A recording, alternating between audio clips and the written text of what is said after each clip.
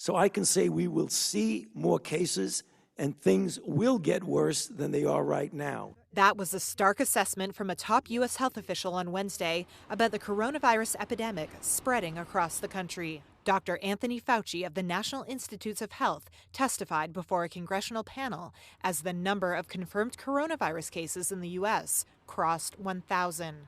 That's according to Johns Hopkins University, which is tracking the outbreak. Bottom line, it's going to get worse. And Fauci made clear that comparisons between this virus and the seasonal flu failed to communicate the danger. I mean, people always say, well, the flu does this, the flu does that. The flu has a mortality of 0.1%. Sure. This has a mortality of 10 times that. Okay. And that's the reason why I want to emphasize we have to stay ahead of the game in preventing this.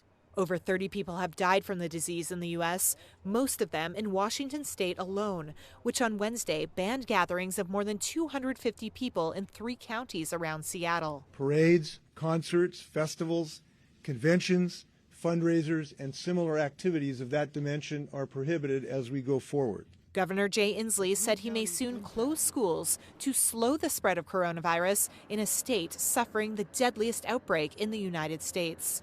There is no magic silver bullet at the moment medically, but there is a very successful effort that we can take to slow the spread of this disease, and that's to reduce the social interactions that are not necessary in our lives. Across the country, the New York City suburb of New Rochelle is subject to a 1-mile containment zone after Governor Andrew Cuomo labeled the town a hotspot for transmission.